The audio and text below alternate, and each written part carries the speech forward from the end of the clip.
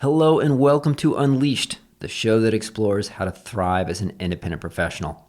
I'm your host, Will Bachman, and I'm so excited to be here today with my friend Jay Altizer, who is the founder of Falling Branch Advisors and an expert in the food industry. Jay, welcome to the show. Thank you, Will. Good to be with you.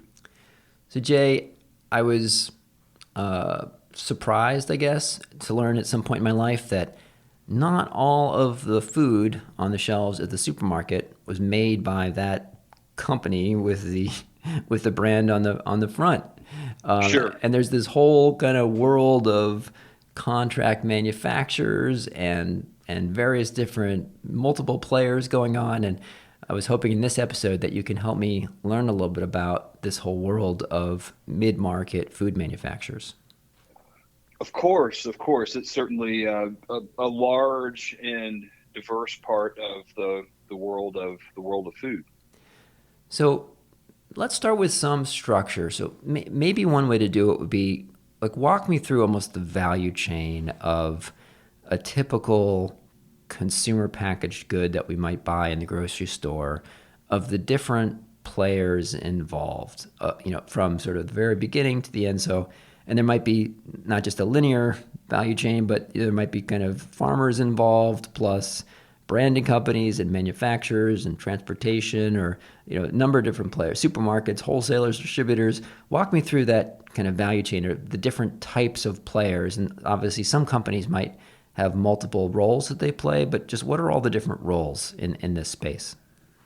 Of course. And why don't we do this starting at the shelf or starting with the point of sale and working back? Is that okay? Absolutely, that's a great way to do it. Yeah. So, look, first, the first, I guess, division or split in where your food would come from or how it would get to market would be in the channel, where you buy it or where it's sold, right? So there's um, retail, the retail channel where you buy food in grocery club, those kinds of places, markets, dollar store. Um, a lot of food also moves through food service, whether that's either chain restaurants, make it up, McDonald's, Brinker, Darden, the large restaurant chains, or through independent restaurants. And there's some subtlety in how food would get there because the distribution to those 3 points of consumption or those three places you would buy it does vary. So um, there are different channels.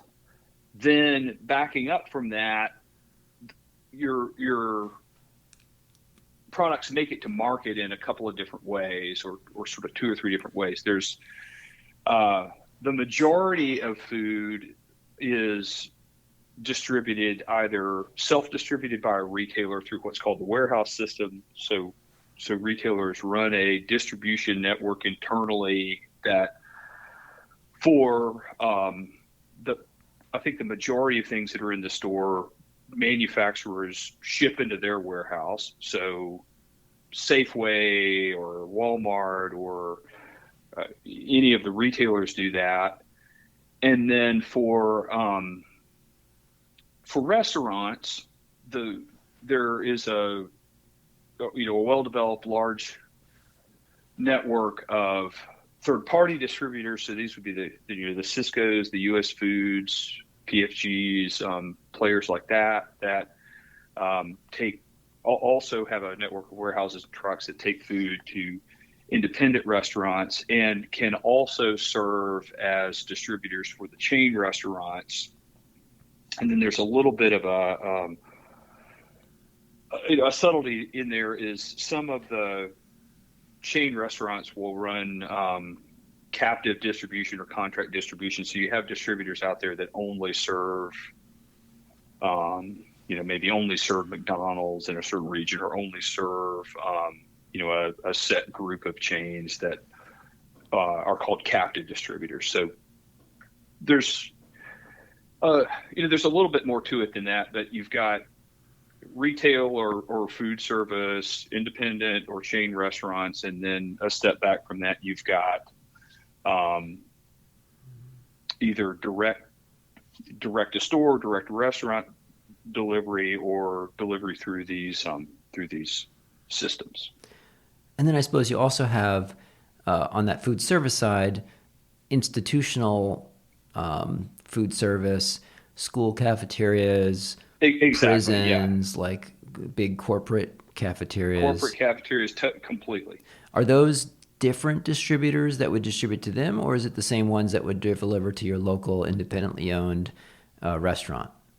I mean, that's usually a channel for like for a Cisco, PFG, somebody like that will distribute to it, like ARA or a stadium, something like that. So there's usually an institutional group within the big distributors that takes food to those locations. Okay, so we got these. So we're backing up. So there's different types of distributors, either a captive distributor or an independent distributor, or in some cases it's the supermarket's own The warehouse, self-distributing, right, self-distributing. warehouse, exactly. And then I guess there's some categories that get delivered by the actual, retailer, right? Or by the actual manufacturer, like soda, By the right? actual manufacturer, exactly. So high turn products with short shelf life tend to go directly to the store. So that would be things like bread, milk. Um, Famously, Frito-Lay salty snacks go directly to the store. So and that's called direct store distribution. So there are certain categories of products that go straight to the store. Hmm. Okay. And I think I've seen like soda, the Pepsi and Coke will deliver, right? Exactly. Yeah. Okay. What about It's more mixed these days, but yes. Okay. Is there just sort of a division between distributors that do all of the meat and the fresh vegetables versus the more stuff in the center of the supermarket? Are those different categories of distributors sometimes? They certainly can be, and they tend to specialize. So you'll have, I get maybe if we want to solve down and just talk about the retail channel or retail grocery, Yeah. um, to simplify this. So, yes, is the answer. So you'll have just walking around the store, the bread coming in direct to store. Maybe not all, but some of it's coming through the retailer's captive system. You'll have, milk being delivered direct to store. Then you might have a specialty distributor that is bringing in, deli items, or, a specialty distributor that could be bringing in, like deli meat, stuff like that, like cheese. So there are specialty distributors that deal with certain parts of the store. Okay.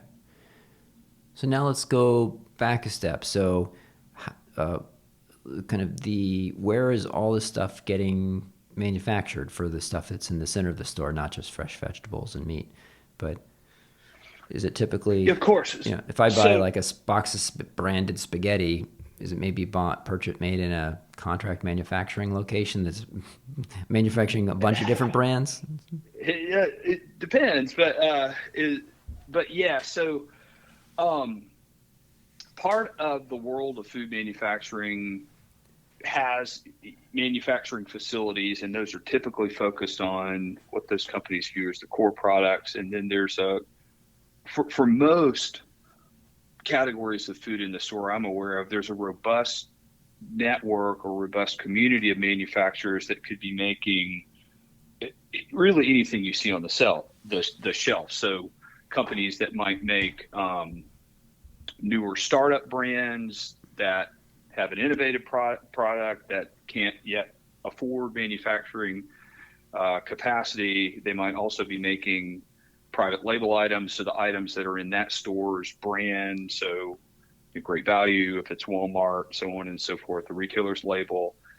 And then may also be co-packing for the brands themselves. So I think you said box of spaghetti or box of pasta. So yeah, it could be the case that you had somebody who was making the same manufacturer is making a small brand, making the national brand and making the the private label item. And sometimes it's the brand that's doing that, and sometimes it's an independent player that you've not heard of.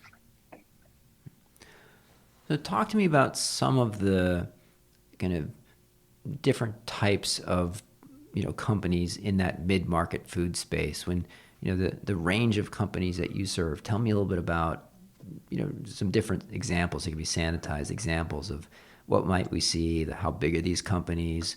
Or is it they specialize? They just work regionally, or just give me a sense of some of these companies.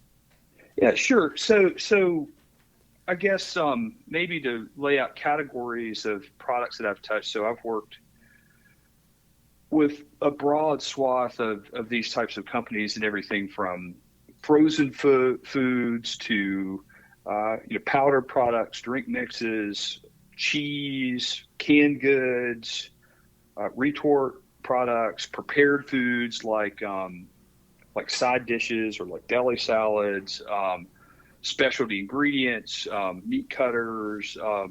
Recently, I worked with a supplement co-manufacturer. So these types of companies exist across the spectrum, and look, and some of these types of companies can be fairly large. The ones that I have tended to work with lately have been, maybe on the small end, $20 million in revenue, something like that, and then on the larger end of the ones that I've dealt with in my consulting work, maybe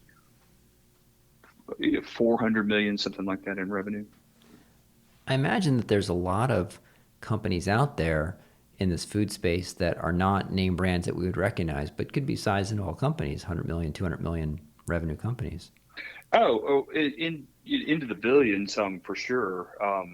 One example, a friend of mine I used to work with is the head of sales at Great Lakes Cheese, which was looking at their website. They now make, you've probably never heard of Great Lakes Cheese, but 25% of the packaged cheese in the U.S. for their website comes from Great Lakes Cheese.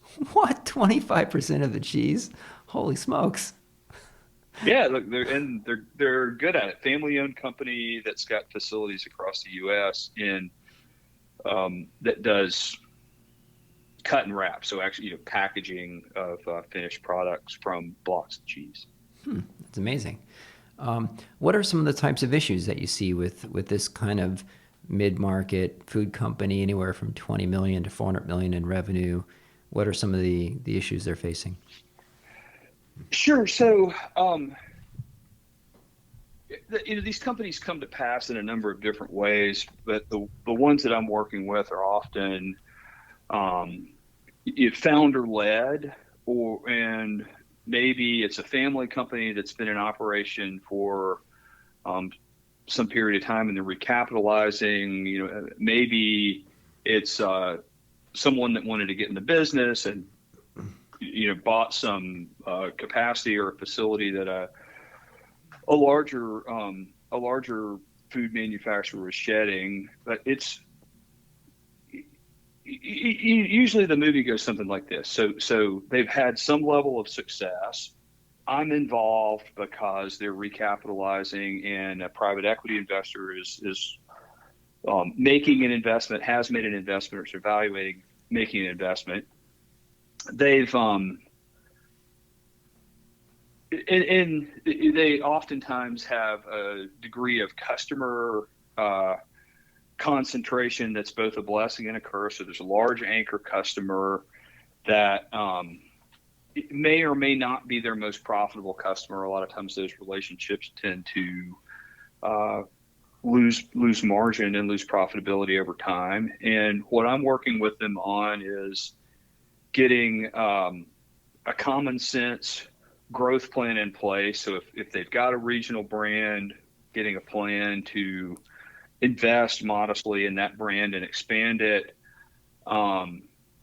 working on how they sell their private label offering. And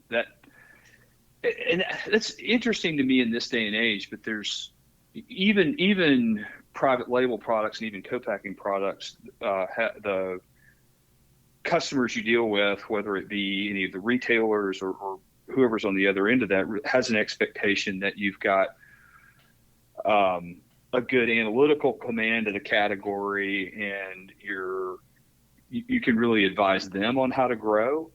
So, a lot of work on growth. Another issue you see is complexity and a real range of margins in product portfolio, because a lot of times it's difficult for these types of companies to get periodic, reliable unit economics on the product. So you see, lots of SKU complexity, or sometimes you see lots of SKU complexity. Other times you see pricing opportunities. So that's another issue we touch a lot. And then, a lot of times there's room to invest in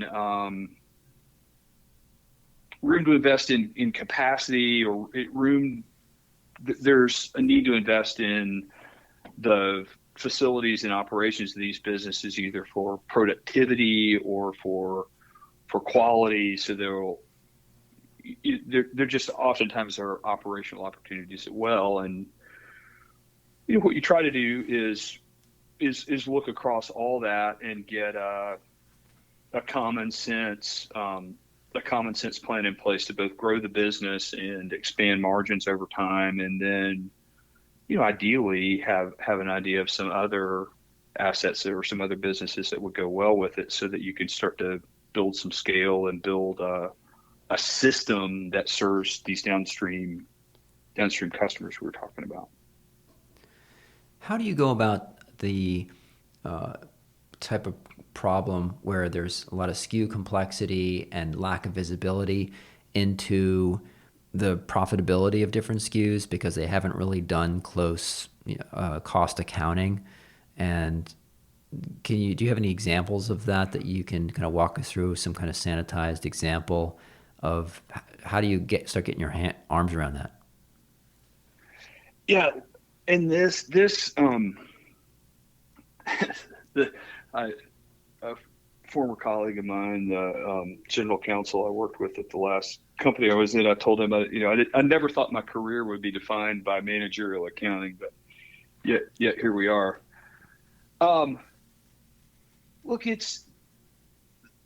the exercise is not that analytically challenging, right? Usually the costing systems are in shape where you've got a decent idea of your margin over input materials and packaging. So here's what I charge for this, and then here are my materials and packaging.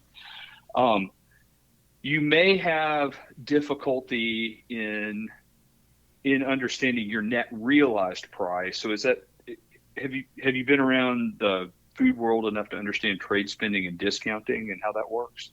No, it'd be helpful to get a primer on it. So the short view, or sort of the short way for me to lay out that concept is your net price, your net sales for any given product or any given item should reflect the discounts you gave to the retailer or the food service distributor on that item. And there's a lot of discounting in the food space because you as the manufacturer will fund retail promotions, or you will fund, spiffs to food service sales forces. And there's a lot of discounting and trade money that goes back and forth between manufacturers and either distributors or retailers. So that's kind of the first thing you've got to get right, is at a unit level or an item level, what revenue did I really get for this after discounting? And so that takes a certain level of analysis, and you have to look at that typically over a fairly long period of time because the discounts tend to be seasonal. So that's one important analytical exercise that can be a challenge for some of these smaller companies.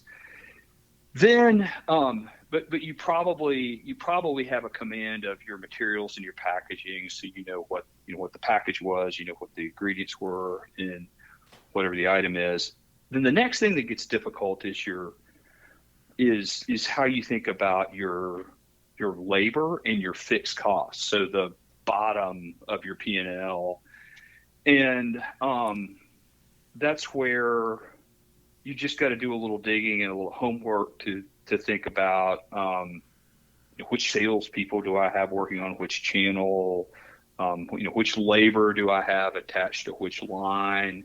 The more product lines you have, the more complex that could be. But it's arithmetic. It's just complicated arithmetic, and it's really important to understand that early days, because before you go establish a growth strategy or establish a complexity reduction strategy, all that really needs to rest on a really solid foundational understanding of your economics, so you know what's going to happen to the bottom line, either as you work on productivity or as you work on growth initiatives. My own experience not in food manufacturing, but serving something analogous, manufacturer of cleaning products, specialty cleaning products. They had, maybe 4 or 5 different production lines, but like 200 different SKUs. So they would, do a lot of changeovers. So kind of from firsthand experience there, I know how challenging it could be first, even just to figure out what your labor cost was for a given SKU, because you have to know, okay, on average, how many do we produce per hour when we're running this line? How many people are assigned to this line? And often they don't know that. Or it could be highly variable, what the production rate is. And then also what's the changeovers. So if you're running short runs, maybe it's not a big deal if you're just running spaghetti every day, every week. But if you're doing lots of different lines and you have any significant changeovers, some products they might, maybe they run really fast, but then they have changeovers if you're doing short runs. So, and then how much do you assign for the cost of that production line time if the machinery is already paid for, but you still have a factory? So kind of assigning the all-in opportunity cost to a given SKU, I imagine can be a challenging exercise. Yeah, look, and if you want a real example to bring it home, I had a client in the past year that was a cannery, and in canning, you pretty much cook the food inside the can. So whatever you're making, you put it in the can, you seal it, and then you send cans, which are obviously of very different sizes, through a steam tower, and they could be in there for several hours. And the long story short, the food service cans are large, and it takes a long time for a food service can to cook compared to a retail can, which is 15, 16 ounces. And because of everything that was going on with COVID, they weren't able to serve all their demand, and really didn't have a command of, okay, who gets the product if we're having to make trade-offs on line hours between our food service customers and our retail customers and across our SKU set. What's the best use of time in the cooker? And without the kind of understanding you're describing, you can't make those decisions. And they were suffice it to say, not making the optimal decisions at the outset. I'm curious, this one firm that I mentioned that I served, they were on the smaller side, 10 or 20 million, and they didn't have a very sophisticated production planning system. So it was still a bit of pencil and paper and then moving it to Excel, but it's a complicated problem. Even if you only have 3 or 4 production lines and if you only produce 3 or 4 at a time, and then you want to think about changing changeovers and making the changeovers as easy as possible. And you have all these orders that you're trying to fill if you make to orders instead of making to stock. And just sort of and maybe, by the way, this one package is out of stock, so you can't make that particular size of box, so you have to switch it around. And so figuring that out is complicated. How have you seen food manufacturing firms do that? Is there, software that larger firms are using, or is it still just, pencil and paper, moving magnets around on a board? Like, how do they solve that problem? Ah, um, it really varies. Even look, for smaller companies, it's completely pencil and paper, but you can have fairly large companies where it's pencil and paper, or where you've got a spreadsheet doing something that should be on pencil and paper. Um, the the best look, one of the best examples I've seen of that in the last couple of years is I worked with, or was diligencing, a small meat cutting operation, and I think this was spreadsheets. They didn't have software that was doing the optimization, but the way the CEO thought about it was, how much do I make per minute? How much do I make per hour? So that's the way I think about taking on new business. Is not It's not percentage margin. It's use of this facilities. It's the throughput, and so that actually was the way those guys were managing and running that business. And this was, sub 50, I can't remember exactly, sub 50 million in revenue, right? And so they had a fairly sophisticated command of not just their unit economics, but the amount of resource it took in the facility to use it. And that's how they thought about business development, because a lot of times, that's another thing in these types of businesses. It's very customer focused. You're trying to take care of the restaurant or the retailer or the food service distributor, and you're really setting up a system that's going to last for a while. So it's not about selling this item right now. It's about having that available so that someone can sell this basket of goods, or menu these types of products. And the commitments can be fairly long lasting. So that was a very sophisticated understanding of unit economics, but it was working in spreadsheets. So not they didn't have optimization software that did it. Like, I was through a supplements facility that had I was through a supplements facility not so long ago that they actually had a fantastic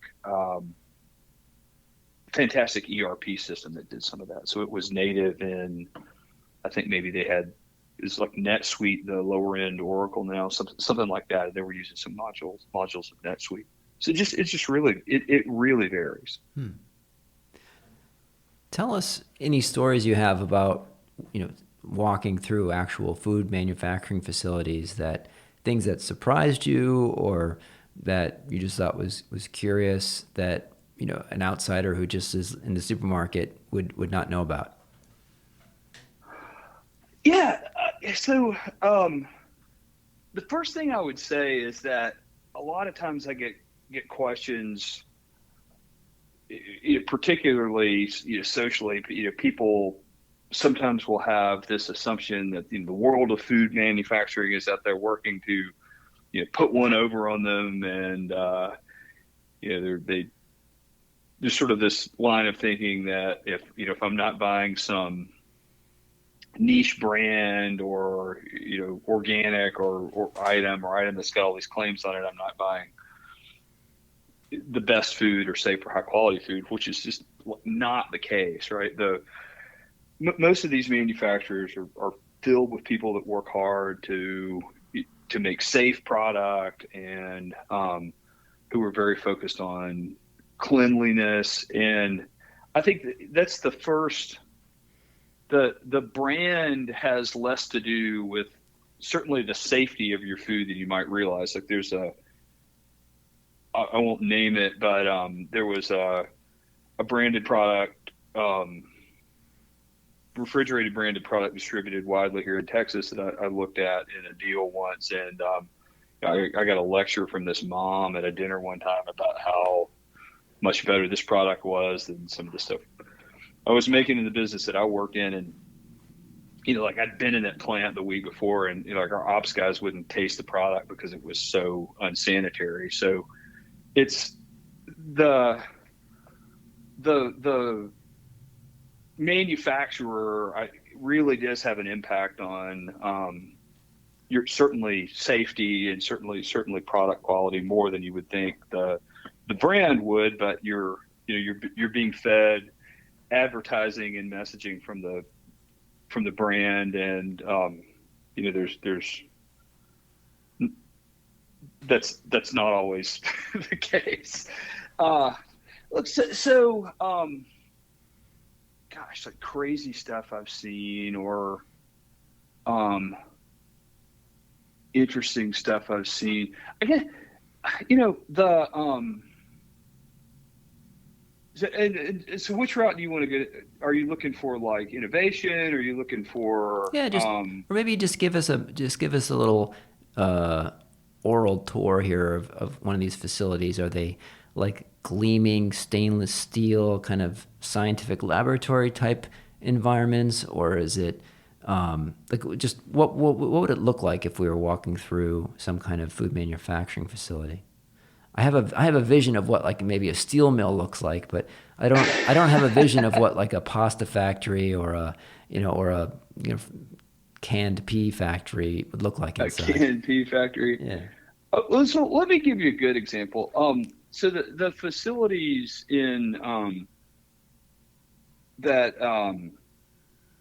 were in my business. So when I worked at Dean Foods at Morningstar, the Morningstar Foods division before it was sold, we put a lot of investment into those facilities. So look, the dairy industry's been around for a long time. There are a lot of dairy plants that are older, and some of those can need investment or can need refreshing.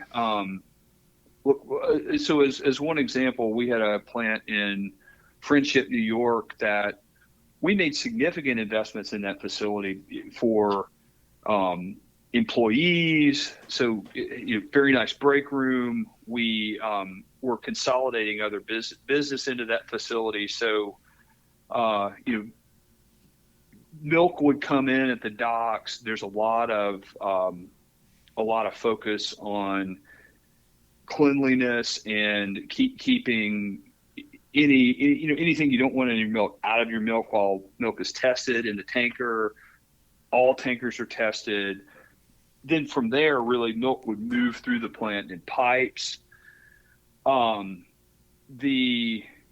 what you would see, with the exception of maybe cottage cheese has some open areas, really from there it's just stainless steel and pipes going through the facility. There would be blending and batching, and then at the other end of the plant, there's a filling area where fillers make products. So as you're walking through the plant, one investment we made, as an example, would be foaming at all the doors. So your shoes would get foamed with sterilizing agents. There'd be a lot of cleaning through the day, and it's so look, it's wet and it smells a little bit like cleaning agents, but very very safe. And most of the time, the things you're going to eat are moving around in stainless pipes. Tell me a little bit more about a milk plant. I guess I mean clearly the milk comes in, it's whole milk, right? But what happens to it typically? I guess they must somehow take off the butter and then take off cream, and some of it's whole milk, 2% skim milk, half and half. Is that like all those blends and so forth happening, in one plant typically, and then they're making butter in one place, or do they ship that off? Like how does a milk plant work? Yeah, so a basic milk plant that's making gallon milk is so as in the other instance, it brings milk in, and then separates it into milk and cream. So you've got you've got milk comes out of the cow at 3.6, 3.7% butter fat, and then a lot of the milk you sell is skim 1%. So you're net generating butter fat in the form of cream. So a plant that's just making gallon milk usually is a net exporter of cream. So there are trucks of cream headed off to other plants, and then those were the types of so can either go to another plant, or you've got another manufacturing line that's not your milk line, that's after the separator, that is reincorporating the cream and blending the cream to 36%, 40% for whipping cream, or to half and half with reblending it back to those product standards. Interesting. So the first thing that they do is they take the milk in and they separate it so it turns it into skim milk and then the cream. And then Yeah, or you pull you might do it to batch, right? So you might if you're making skim, or you're making 1% or 2%, you're skimming cream off to get to your spec, and then the residual cream is being held to the side for use in other products or for sale. oh, gotcha. All right. So I mean, it's like oil and gas industry, right? Like yeah. you crack a a tanker of milk open just like you do a barrel of oil. Huh. So that cream then goes off to like a butter factory or an ice cream factory or something. Sure, sour cream. Exactly. So there's some of the milk tankers you see on the highway are actually cream going to manufacturers that are making higher fat products. You've talked about safety a couple of times. I'm curious about some of the organizational pieces of a food company more broadly. What are some of the roles that exist in there for safety? Are there some that, at a larger company, who is responsible for dealing with regulators, or dealing with just sort of monitoring internal food safety? What are some of the titles or the roles that you might see related to that? It's usually that's your quality function typically. So you will have different authorities depending on what you're doing, who show up at the plant and inspect it. USDA has inspectors resident in meat plants, so that's not even a periodic inspection. They've usually got people that are there. But the quality department would do that, and then you've got a lab in every facility, so you're testing for pathogens, and you're also testing for product quality. You're testing to make sure that your products meet spec. But there's the quality department or quality leader or quality manager at a plant is usually the person who's responsible for that. You do a fair amount of due diligence of food companies for private equity. What are some of the questions that you're typically asking when you're doing a due diligence? And you go as deep as you want. What's the long list of questions that you start thinking about as soon as you hear, oh, another due diligence? What's your list of questions? Yeah, and so look, what I'm typically trying to do is to get a read on what's going to have to happen to improve the profitability of the company and to grow it. So, I'm not doing specialty diligence, Q of E, anything to do with the facility, anything like that. So, most of my questions start with the business plan. So usually when you're in diligence, the management team has laid out a plan and said, hey, here's where we think we can grow, and here are opportunities that we know we have to improve our profitability, or to invest back in the business and increase productivity. So that's usually the line of logic I'm heading down, and I'll have a ton of questions to see, if they've got a good track record in growing the business. How they got there, how sophisticated is their sales force, if they've got market information about how their categories are growing, because that's your benchmark for growth in a lot of these companies is how's the category doing around them, and are they meeting that, beating that, under that. So a lot of questions about their plan, a lot of questions about how they've gotten where they are, and whether you think their targets or objectives are achievable. Second line of questioning would be, to the extent you can, and it's typically difficult to do this in the time frame of a diligence project, but this issue of where are you making money and what do your unit economics look like, you try to do some research on that if you can. I've certainly had instances where, in one instance, in a frozen food company, their core item, which was most of their sales, was declining in both revenues and profitability over time. So the business in total looked great, but what was really going on is they were hustling as fast as they could with new items and with some innovation to basically fill the bathtub back up. So unit economics would be second. And then, third thing is, I think you're always trying to get a sense for the team and how scalable is the leadership team. So do they run it as just the CEO or the founder, whoever's running it? Does that person run it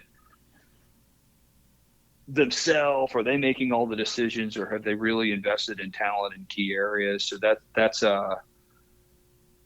always another interesting area to explore, particularly if you think you're going to do bolt-on acquisitions. And then really through the whole thing, you're always looking for risk, or you're always looking for reasons that the story they're trying to tell may not be true, or there's risk in the business that they haven't thought about, whether that be, you're not going to touch anything where there's any kind of food safety risk, or where you're not buying into good plants. Like, hopefully you're not in diligence if that's the situation, but if margin risk, or they're not moving their prices to keep up with inflation, or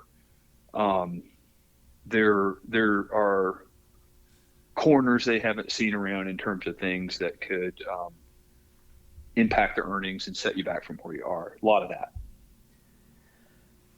Any good sources of information that you rely on for staying either up to date on the industry broadly, blogs, newsletters, websites, or just or sort of more data sources that you rely on? So look, it's good to flip through Food Business News, which doesn't take very long. I'll also listen in on some of the IRI and Nielsen webinars if they're topics I'm interested in, or things I think I need to know about. There's not enough you can say about how important market information is, and if you haven't worked with IRI or Nielsen or any of the syndicated sources spins, 9 times out of 10, these businesses or these management teams just aren't keeping up with what's going on in their market. So, what's growing, what's shrinking, how's the category doing? And all of those sources measure retail sales, not wholesale sales, but it's very important to have a command of that. And so that's all. I'm frequently contacting one of those providers to get some information, to set some context around how's the world look around this particular company. Interesting. So it's easy for people just to focus on their own business and they're not kind of keeping track of broader industry trends. Yeah, right. And those services are imperfect, and they tend to have a lot of detail only about the retail world. So to take this back to where we started, those information sources don't really cover, food service distribution, restaurants, all that well. So that's harder information to get. And if your business is blended across all those channels, you're only looking at one. But I don't think I don't think that's an excuse for um, ignoring understanding what's going on in the retail channel as a proxy for what's going on in consumption of your types of products overall. Jay, if someone listener wants to follow up and contact you, where would they go to learn more about your firm and get in touch? Of course, Falling Branch Advisors LLC.com, and my email address is first name dot last name at Falling Branch Advisors LLC.com. All I right. would be more than happy to talk with middle market food companies or investors in those types of companies about certainly what I'm seeing. Fantastic. Jay, thank you so much for coming on the show and teaching me a bit about the food industry. Thank you, Will.